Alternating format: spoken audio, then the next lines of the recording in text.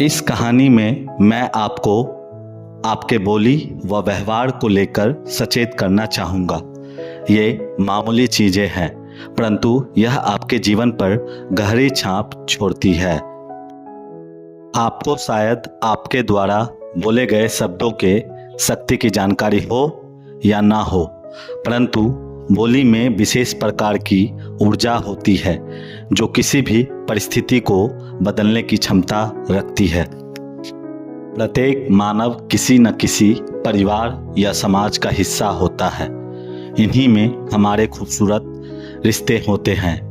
ये रिश्ते कई कारणों से हमारे लिए महत्वपूर्ण होते हैं, जो हमारे जीवन यात्रा को आसान व मज़ेदार बनाते हैं। परंतु हमें इन रिश्तों के अहमियत खोने के बाद पता चलती है। यहाँ मैंने एक कहानी के माध्यम से हमारे बोली व व्यवहारों के कारण उत्पन्न समस्याओं को समझाने का प्रयास किया है, जो हमारे खुशहाल जीवन को बर्बाद कर सकती है। इस कहानी को मैंने खुद लिखा है, अतः इसे किसी किताब या अन्य स्रोतों में खोजने का प्रयास न करें। रमेश और सुरेश इस कहानी के दो काल्पनिक पात्र हैं। वास्तविकता से इसका कोई संबंध नहीं है। रमेश और सुरेश दोनों अच्छे दोस्त हैं। दोनों वयस्क हैं, अर्थात दोनों 18 वर्ष से अधिक है और दोनों ग्रेजुएट भी है। इसलिए इन्हें नासमझ कहने से बचे, क्योंकि मूर्ख व्यक्ति अपनी मूर्खता की पहचान छोड़ते हैं। वे अपने बोली और व्यवहारों से संकेत देते हैं, यदि आप समझ सके तो।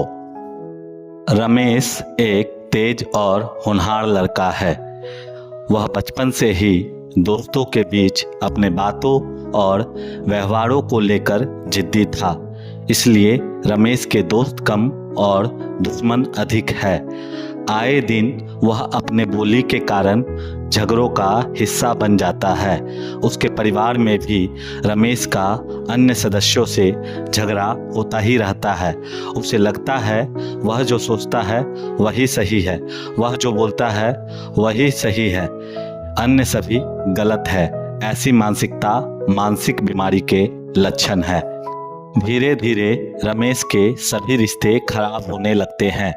वह कपड़े दुकान में काम करता था, परंतु उस दुकान का मालिक भी उससे परेशान था, क्योंकि उसके बोली व व्यवहार से कस्टमर प्रसन्न नहीं होते थे।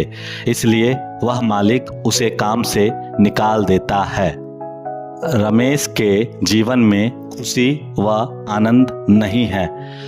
अब वह काम धाम नहीं करना चाहता और दिन भर मोबाइल में लगा रहता है। वह किसी से ठीक से बात तक नहीं करता और सभी को अपना दुश्मन समझता है। सुरेश भी समझदार और होनहार लड़का है। वह अपने को सबका मित्र समझता है। वह छोटे छोटे बच्चों से लेकर बड़े बुजुर्गों से भी अच्छे से आदर पूर्वक बात करता है। वह सभी को अपने बोली के रूप में प्रेम बांटता है। इस व्यवहार के कारण सभी उसके दोस्त हैं। उसके ज़्यादातर काम आसानी से हो जाते हैं। एक बार जब वह बीमार पड़ा था, तब सभी गांव वालों ने उसके इलाज के लिए पैसे दिए थे। वह गरीब परिवार से ही है, परंतु उसके परिवार में आनंद का वातावरण है, क्योंकि सभी बोली व व्यवहारों से एक दूसरे का आदर करते हैं। कुछ समय बाद वह उसी कपड़े दुकान में, जिसमें रमेश को काम से निकाल दिया गया था, काम करता है। यहाँ 7 वर्षों तक काम करने के बाद वह अपना कपड़े का दुकान खोलता है और उसके यहाँ कस्टमर भी खूब आते हैं, क्योंकि वह कपड़े नहीं बल्कि बोली व व्यवहार के रूप में खुशियों को बेचता है। इन्हीं गुणों के कारण जल्द ही वह अपने गांव का एक चर्चित व्यक्ति बन गया। वह अपने जीवन में आनंदित है, सभी उससे प्रसन्न हैं और वह सभी से प्रसन्न है।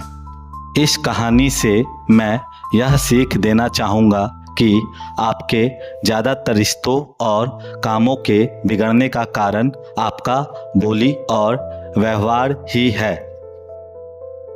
हम प्रत्येक बोली में अपनी मनमानी करना चाहते हैं।